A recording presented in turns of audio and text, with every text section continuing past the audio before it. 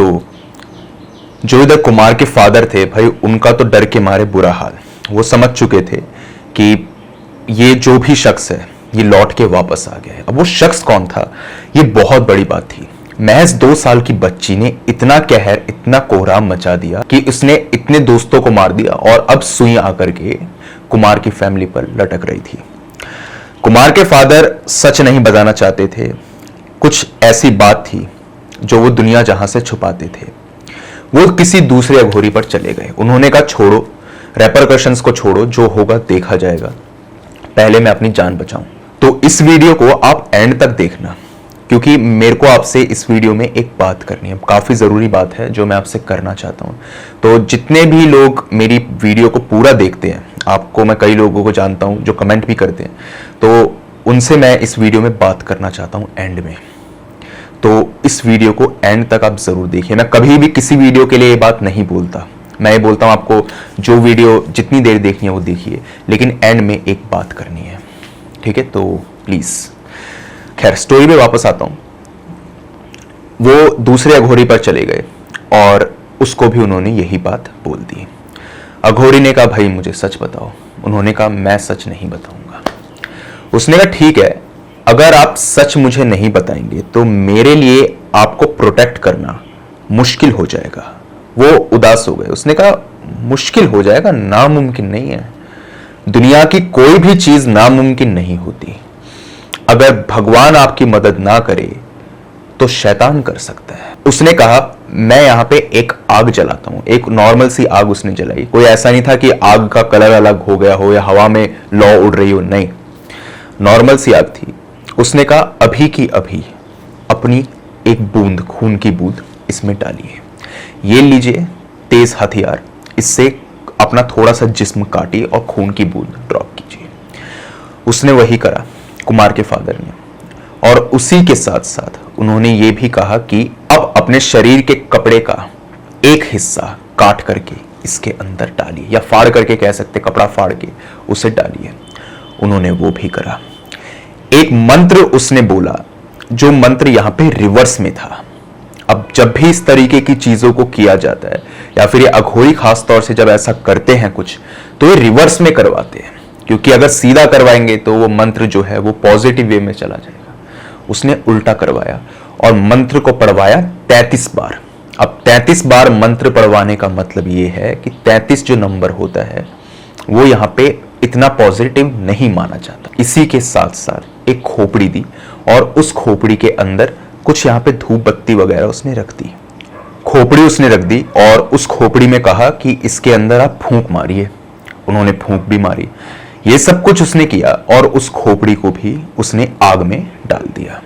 और इधर उसने कुमार के फादर का नाम लिया। मैं कुमार के फादर का नाम यहाँ पे मेंशन नहीं कर रहा हूँ, तो वहां पर भी मेंशन नहीं किया गया था, इसलिए मैं यहाँ पर भी मेंशन नहीं कर रहा। कुमार के फादर ने यही किया। उसके बाद में उसने उन सारी चीजों को आग में फेंक दिया। आग में जब उसने फेंका तो कुमार के फादर ने देखा कि आग के अंदर एक चेहरा बन रहा था, और वो चेहरा था खुद उनका। इस चीज को देखकर वो थोड़े सहमे जरूर, लेकिन उन्हें आश्वासन था कि अघोरी मुझे बचा लेगा। कुछ 2 घंटे तक ये प्रक्रिया चली और अघोरी ने इधर एक काला धागा उनको दे दिया। बिल्कुल नॉर्मल सा काला धागा जो आपको किसी भी मंदिर में, किसी भी मजार में मिल जाएगा। उन्होंने पूछा कि भाई इसके अंदर क्या खास बात, तो अघोरी ने कहा यह धागा आपको किसी भी तरीके की बुरी आत्मा से बचा लेगा, और आप ये याद रखिए कि इस धागे को आपको उम्र भर नहीं उतारना। कुमार के फादर ने यह बात कही थी कि मेरे दोस्त और मुझे यहां पे ये सब कुछ चीजें दिखाई दे रही हैं। तो अघोरी ने पूछा कि खतरा तो आपकी बीवी पर भी मंडरा सकता है। तो उन्होंने कहा अगर ऐसा होता तो उनके बीवी बच्चे भी मरते, मेरे बीवी बच्चे क्यों मरेंगे भाई? बात सही। और वो इतने कॉन्फिडेंट थे, उन्होंने कहा नहीं, मौत आखिरी में सिर्फ मेरी ही होगी और किसी की नहीं होगी, ना मेरी बीवी की ना मेरे बेटे की। अघोरी ने कहा ठीक है, अगर आपको इतना ही कॉन्फिडेंस है और आप अपनी कहानी मुझे नहीं बता रहे तो मैं आपके हिसाब से यहाँ पे लॉकेट तैयार कर देता हूँ। वो धागा उसने दिया और कहा कि इस धागे को जब तक कोई दूसरा ना उतार दे तब तक आप सुरक्षित हैं। यह बात बहुत बड़ी है, जब तक कोई दूसरा इस धागे को ना उतारे। तो यह धागा कभी भी कोई इंसान अपनी मर्जी से तो उतारेगा नहीं, वो धागा कोई दूसरा ही उतार सकता था। उन्होंने कहा ठीक है। वो धागा उन्होंने पहन लिया और पहन करके वो घर आ गए। अगर आपने इधर पहले दोनों पार्ट्स नहीं देखे हैं तो थंबनेल आपको दिखाई दे रहा होगा स्क्रीन के ऊपर, उन्हें देख लीजिए और डिस्क्रिप्शन में लिंक मौजूद है। अगर देख रखे हैं वो पार्ट्स तो स्टोरी को आगे कंटिन्यू करता। वो घर आ गए। अब उन्हें उस लड़की का सपना नहीं आता था, ना ही वो लड़की इधर टेडी बियर के साथ दिखाई देती। वो बिल्कुल नॉर्मल लाइफ लीड करने लग गए। अपनी वाइफ को उन्होंने सब कुछ बता दिया। वाइफ भी खुश थी कि चलो भाई सब कुछ ऑन ट्रैक आ चुका है तो कोई दिक्कत की बात नहीं। लेकिन अब जो चीज उनके साथ होने वाली थी उसका जवाब अघोरी पर भी नहीं था, क्योंकि अघोरी किसी मरे हुए आदमी को तो रोक सकता है लेकिन जिंदा आदमी को कैसे रोके। वो एक बार सो रहे थे कि उन्हें किसी की आवाज सुनाई दी और दोबारा से वो आवाज उस लड़की की थी। वो लड़की कहती है, आप चाहते तो मुझे इंसाफ दिला सकते थे, आप चाहते तो सब कुछ कर सकते थे, लेकिन आपने मेरी आवाज को दबा दिया। मैंने आपका क्या बिगाड़ा था? मैं मुक्त भी नहीं हो पाई, मैं मरने के बाद भी तड़पती रही और अब आप भी तड़पेंगे। ये आवाज उनको सुनाई दे रही थी। वो सपने में सोच रहे थे कि ये चीज मुमकिन कैसे है। अब उन्हें कोई उस लड़की का चेहरा या फिर इसी के साथ साथ साया नजर नहीं आया, लेकिन ये आवाज आ रही थी। उन्होंने आंख खोल के देखा तो कुमार उनके सामने बैठा था और उसका हुलिया लड़कों वाला था ही नहीं।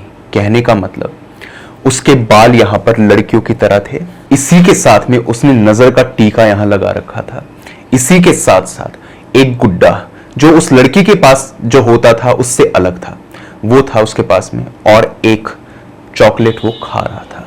वो अपने बाप के सामने बैठा था एक छोटे बच्चे की तरह और उनसे एक लड़की की आवाज में वो बात कर रहा था और कह रहा था, आप मुझे बचा सकते थे। इस वक्त पे कुमार के चेहरे पे कोई दरिंदगी नहीं थी या आंखों में कुछ ऐसा नहीं कि बहुत लाल आंखें हो गई हो या चेहरा बहुत भयानक हो, नहीं, लेकिन उसका हुलिया, ये लड़कियों वाला हुलिया जो था, ये किसी को भी डराने के लिए काफी था। सोचिए एक 32 साल का नौजवान आपके सामने लड़की बन के बैठ जाए, वो भी छोटी बच्ची, क्या हालत होगी उस इंसान की।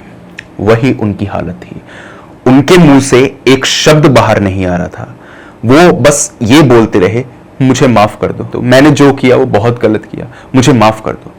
अब अघोरी ने कहा था कि धागा आपको प्रोटेक्ट करेगा आत्मा से, लेकिन यहां पे तो मर्डर करने जीते जी एक आदमी आया है, उसके अंदर धागा क्या कर लेगा। धागा उनके हाथ में था, कलाई में बंधा हुआ था, लेकिन वो सिर्फ और सिर्फ उस लड़की से प्रोटेक्ट कर सकता था। कुमार बस अपने फादर को देखते हुए हंस रहा था, एक इविल स्माइल वो दे रहा था। उसके फादर उसी के सामने हाथ जोड़ रहे थे और कह रहे थे, मीनाक्षी मुझे माफ कर दे, मीनाक्षी मुझे माफ कर दे, बेटा मुझे माफ कर दे। कुमार ने एक दो बार तो ये बात सुनी, इसके बाद में न जाने उसको क्या हुआ। उसके पास में चक्कू था और उस चक्कू से उसने 19 बार अपने बाप पे हमला कर दिया। उसका बाप लहूलुहान हो गया, ऑन स्पॉट उसकी डेथ हो गई। उसने अपने बाप का ही यहां पे मर्डर कर दिया। अब कहते हैं ना कि इंसान चाहे कितना ही भाग ले, अपने पापों से कितना ही भाग ले, लेकिन कोई भी चीज, कोई भी शख्स उसको बचा नहीं सकता। उस इंसान ने सारे पैतरे आजमा लिए थे, 3 दोस्त मर चुके थे उसके, उसने भी चतुराई दिखा करके अघोरी से यहां पे बात कर ली और टेढ़ी उंगली से घी निकलवा लिया उसने, लेकिन फिर भी वो मारा गया और वो भी अपने बेटे के हाथों। इसका मतलब साफ था कि पुराने तीनों खूनों के अंदर डायरेक्टली यहां पे कुमार इन्वॉल्व था, वो ही सबको मार रहा था। अब अगर मैं एक चीज आप लोगों को बता दूं जो बहुत अहम है, अगर आपने फर्स्ट पार्ट देखा हुआ है तो आपको मालूम होगा कि जब यहां पे एक पंडित आया था घर के अंदर, तो इधर कुमार ने किसी से कहा था कि जाकर के बालकनी में छुप जाओ। ये उसने कहा था। इसका मतलब यह था कि वो उस आत्मा को देख सकता था, लेकिन उसने अपने घर वालों को झूठ क्यों बोला था कि मुझे कुछ याद नहीं रहता। असल में उसने झूठ नहीं बोला था, उसे ये याद नहीं रहता था कि ये सारे मर्डर वो खुद कर रहा है, लेकिन उसको ये जरूर पता था कि एक छोटी बच्ची जो है वो उसके साथ में है। आपको याद है उसने अपनी माँ को एक कहानी बताई थी, मनगढ़ंत कहानी, कि मैं जब गोवा गया था तो वहां पर मुझे एक बच्ची मिली थी और वो बच्ची जो थी वो मुझे बहुत प्यारी लगी। जब से वो अपने घर में आया है तब से उसको वो बच्ची दिखाई देने लग गई थी, जो बच्ची उसके ख्वाबों में भी नहीं थी, उसका चेहरा भी नहीं था। एक 2 साल की मासूम बच्ची उसको अपने घर में दिखती थी और कुमार ने कभी भी किसी को ये बात नहीं बताई थी। उसको वो बच्ची अपनी बेटी जैसी लगती थी। कुमार की शादी नहीं हुई थी, मैंने कहा था आपको, 32 साल का हो गया था, उसकी शादी नहीं हुई थी। उसको लगता था कि ये जो भी है, ये अगर आत्मा भी है तो ये किसी का बुरा नहीं कर रही, ये मेरी बेटी की तरह रहेगी। इसीलिए जब पंडित आया था घर के अंदर तो उसने कहा था कि जाकर के छुप जाओ। ये उसने होशो हवास में कहा था, लेकिन उसे ये नहीं पता था कि इन सब खूनों के पीछे उस बच्ची और उसका दोनों का डायरेक्ट हाथ है। खैर, coming back to the story. अगले दिन कुमार की मां ने उसको झंझोड़ के उठाया और कहा, बेटा तेरे पापा खत्म हो गए, उन्हें किसी ने मार दिया। फिर से वही स्टोरी, कुमार को कुछ याद नहीं। लेकिन कुमार को एक चीज याद थी कि उस लड़की ने अपना नाम उसको मीनाक्षी बताया था। उसने कहा, मम्मी मुझे एक लड़की दिखती है जिसका नाम है मीनाक्षी। उसने इस बार झूठ नहीं बोला, उसको लगता था कि शायद इन सब चीजों के पीछे उस लड़की का हाथ हो सकता है, इंटेलिजेंट था वो। उसकी मां ने जैसी ये बात सुनी, उनका पूरा जिस्म ठंडा पड़ गया। उन्होंने कहा, क्या कहा तूने? उसने कहा, मम्मी मुझे एक लड़की दिखाई देती है 2-3 साल की जिसका नाम है मीनाक्षी। उसका हुलिया बताया कि उसने एक फ्रॉक पहन रखी है, एक गुड्डा उसके हाथ में है। उसने कहा, बेटा तू मुझे सच बता, तू गोवा गया था कि मध्य प्रदेश? उसने कहा, मम्मी मध्य प्रदेश, मैं गोवा गया ही नहीं।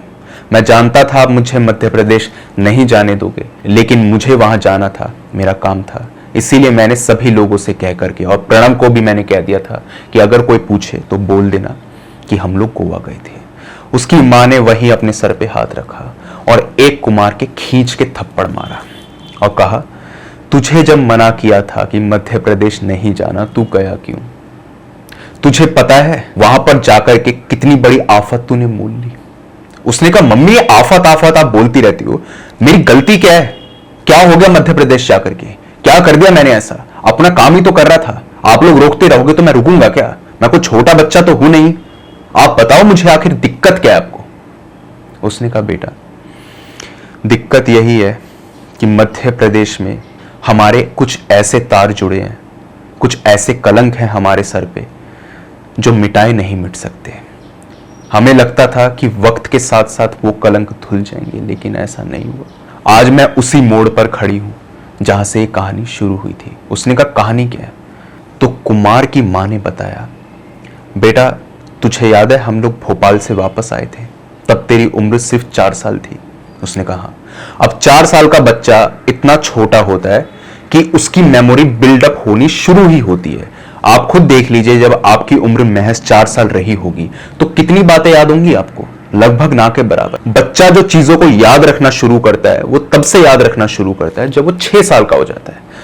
4 साल का बच्चा बस ये याद रख सकता है कि मेरी माँ का नाम क्या है, मेरे बाप का नाम क्या है, बस, और थोड़ी बहुत हल्की फुल्की याद। उसने कहा, बेटा तू पूरी तरह से 4 साल का नहीं हुआ था, तेरी उम्र थी कुल मिलाकर के 3 साल और 10 महीने। ये और बड़ी बात थी। तो उसने कहा, मम्मी ये बातें छोड़ो, आखिर हुआ क्या था? उसने कहा, बेटा तेरी एक बहन थी जिसका नाम था मीनाक्षी, जो यहां पर 2 साल की थी।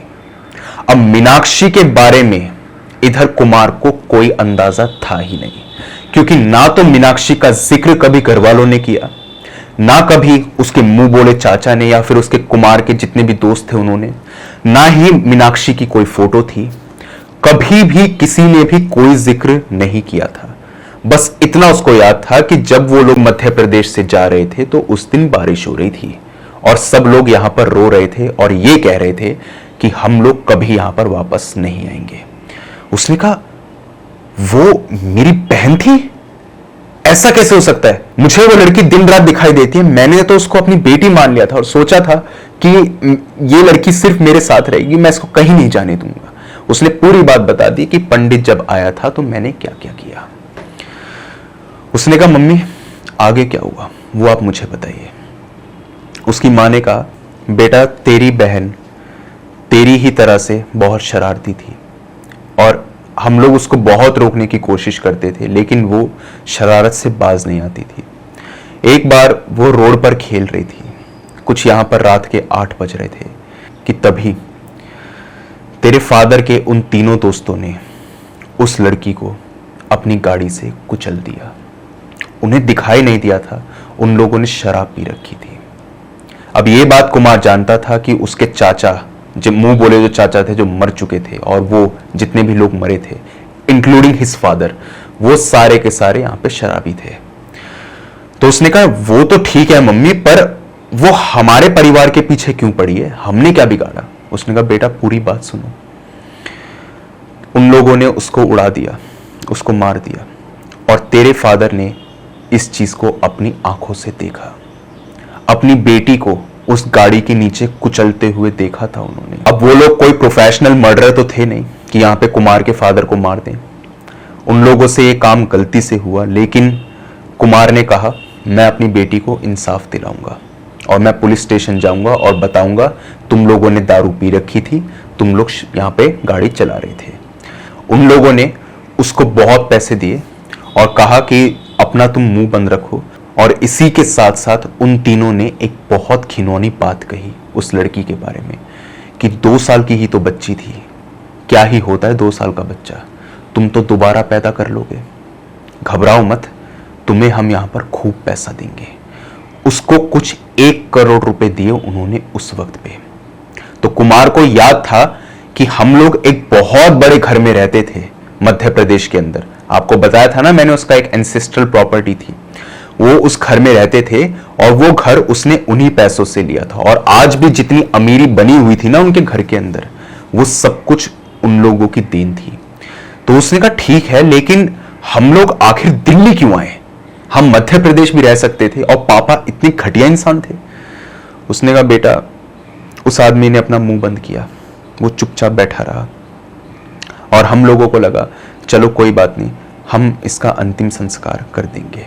अब अंतिम संस्कार बच्चों का इस तरीके से होता है कि उनको जलाया नहीं जाता, उनको गाड़ा जाता है।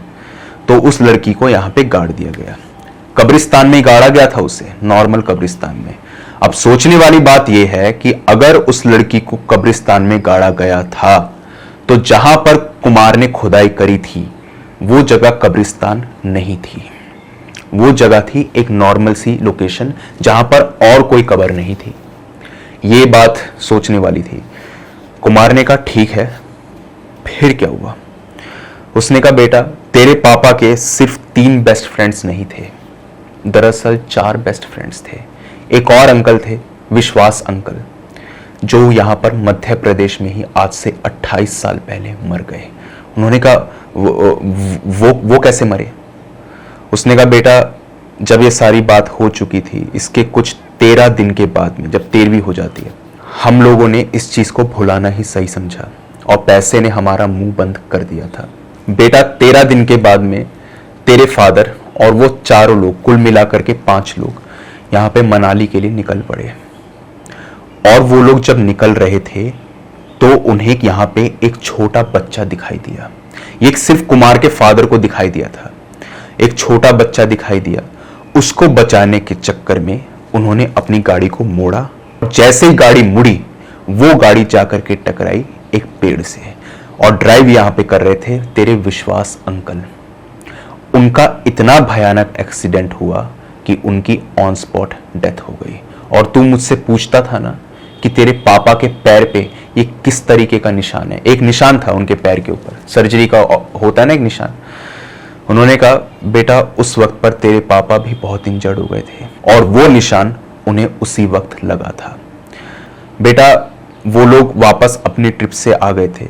इसके बाद में उन्हें लगा कि चलो सिचुएशन जो है वो नॉर्मल हो जाएगी, और वो जो भी चीज़ थी उनको उसने सिर्फ अपना वहम ही समझा कि क्या पता हाईवे पर ऐसी चीज़ें दिख जाती हों, छलावे वगैरह हों। लेकिन बेटा, तेरी बहन मरने के बाद में भी तेरे पापा के और उनके बचे हुए तीनों दोस्तों के सपने में आती थी, और उन तीनों से तो वो कुछ नहीं कहती थी, सिर्फ तेरे फादर से कहती थी कि आप मुझे बचा सकते थे, आप चाहते तो मुझे बचा लेते, आप चाहते तो मुझे इंसाफ दिला देते, मैं आपकी बेटी हूं, आपने मेरे साथ इतना बुरा क्यों किया। इसका मतलब साफ था कि उस लड़की को मुक्ति नहीं मिली थी, वो अपना बदला चाहती थी।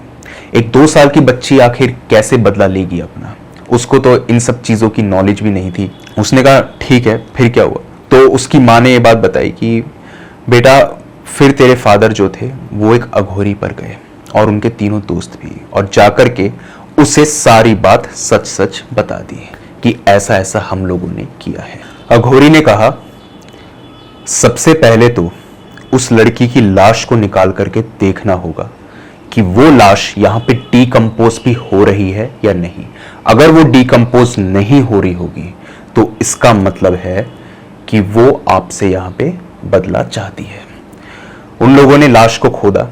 कुमार के फादर ये चीज नहीं चाहते थे, लेकिन फिर भी उसकी लाश को खोदा गया और देखा कि लाश वैसे की वैसे ही पड़ी थी। अब जब लाश को गाड़ते हैं तो उसके ऊपर नमक वगैरह भी डाला जाता है ताकि वो जल्दी से गल जाए, लेकिन वो लाश गली नहीं थी। मतलब साफ हो चुका था कि वो मुक्त नहीं हुई। अघोरी ने उस लाश को बाहर निकाला और कहा कि इस लाश को एक ऐसी जगह पर गाड़ो, जो जगह ऐसी हो जहां पर लोग आते जाते ना हो।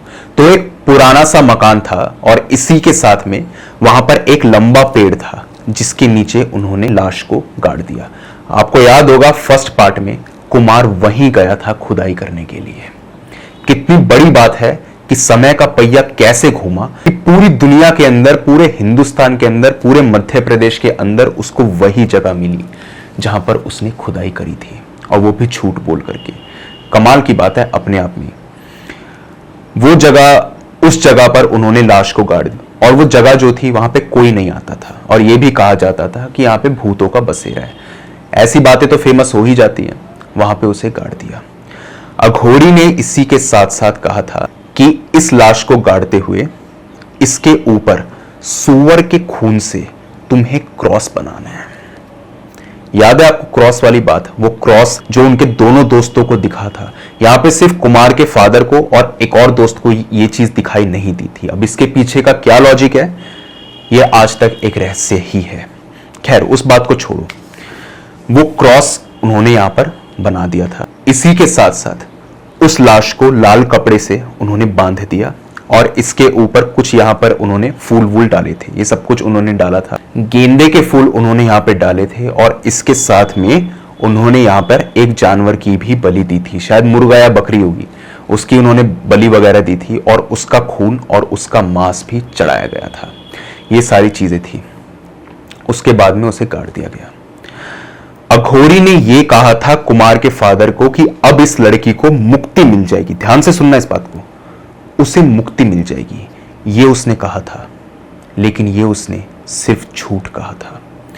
उस आत्मा को मुक्त कराने का तरीका उसके पास में था ही नहीं।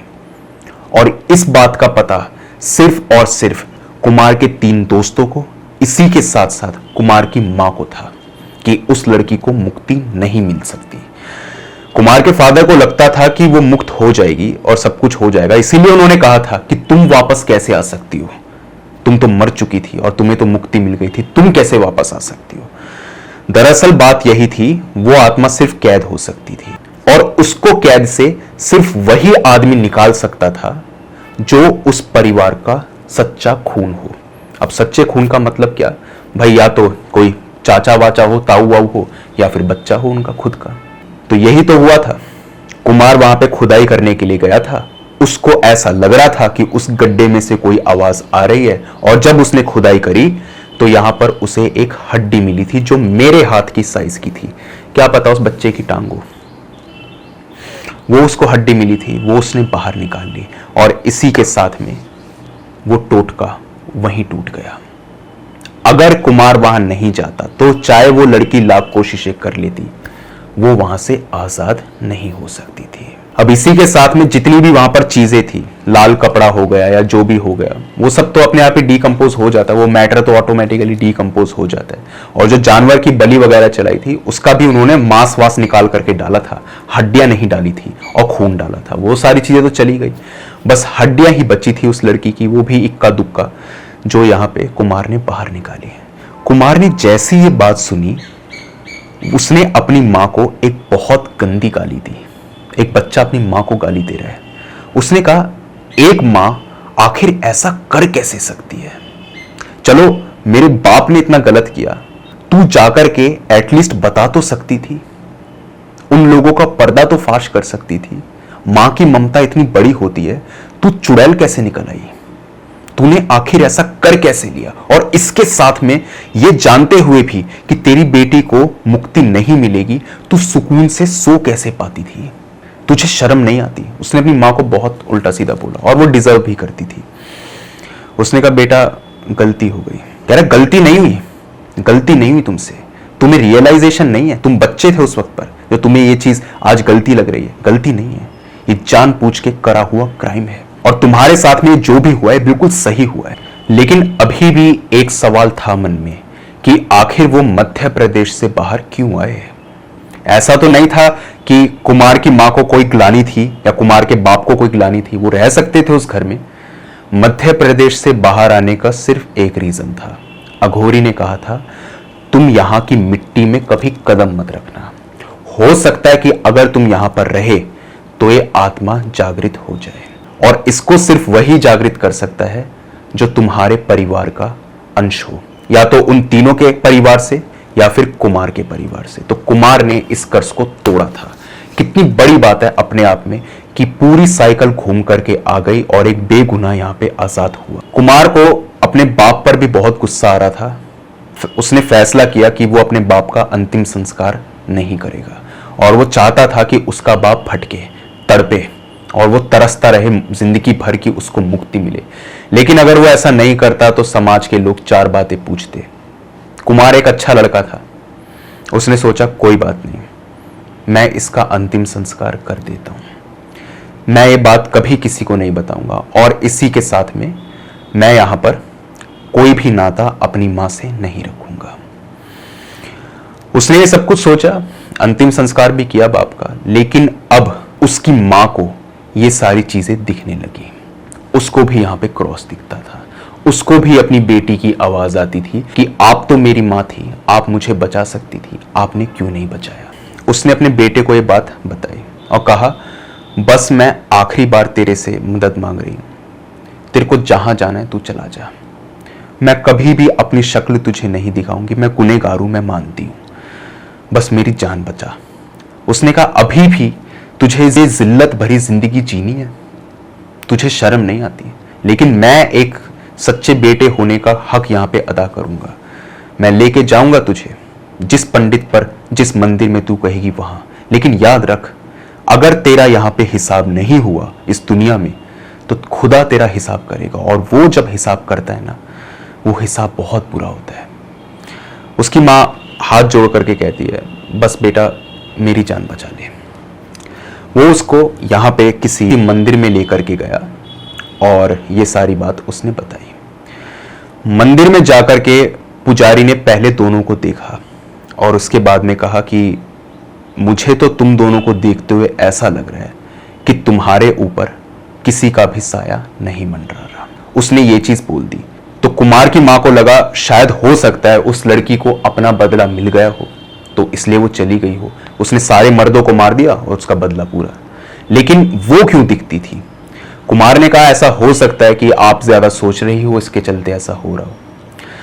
पंडित ने कहा, ठीक है, मैं यहां पे एक हवन कर देता हूं, नॉर्मल सा एक छोटा हवन कर देता हूं, और इसी के साथ में एक धागा मैं आपको दे देता हूं। ये धागा आप पहन करके रखिए, 11 दिन के बाद में इस धागे को आप उतार देना, और अगर इन 11 दिनों के अंदर इस धागे को पहनते हुए आपके साथ कुछ अजीब हुआ तो आप वापस यहां जरूर आना, टेंशन मत लीजिए, मौत नहीं होगी आपकी, तब उसका जो क्रियाक्रम होगा वो अलग तरीके से होगा। ये उसने बात कही। कुमार बिल्कुल नॉर्मल हो चुका था, घर में भी सब कुछ सही था, घर की भी इंस्पेक्शन कर ली, लेकिन वो लड़की नहीं मिली। कुमार ने कहा ठीक है, मेरा तुमसे कोई नाता नहीं, तुम रहो यहां दिल्ली, मैं जा रहा हूं मध्य प्रदेश वापस, इसी घर में मैं रहूंगा और मैं वहां से कभी वापस नहीं आऊंगा। अगर तू मर गई तो कोई मुझे खबर कर देगा तो तेरी चिता को भी आग दे दूंगा, भटकने नहीं दूंगा, तेरी तरह से नहीं हूं मैं बेटे होने का फर्ज निभाऊंगा। वो मध्य प्रदेश चला गया। कुमार तो चला गया, लेकिन एक सवाल उसके मन में अभी भी था कि आखिर मीनाक्षी कहां गई। उसका बदला पूरा नहीं हुआ था। वो यहां पे अपनी मां को भी मारना चाहती थी, क्योंकि जिसको वो दिखती थी उसकी मौत पक्की। वो कहां गई ये उसे कभी समझ नहीं आया, और कुमार को यह भी नहीं पता था कि इन खूनों के पीछे वो डायरेक्टली इन्वॉल्व था। वो मध्य प्रदेश में रहने लगा। कुछ एक हफ्ते बाद उसके पास फोन आया कि तुम्हारी मां ने यहां पे फांसी लगा ली, वो मर चुकी है।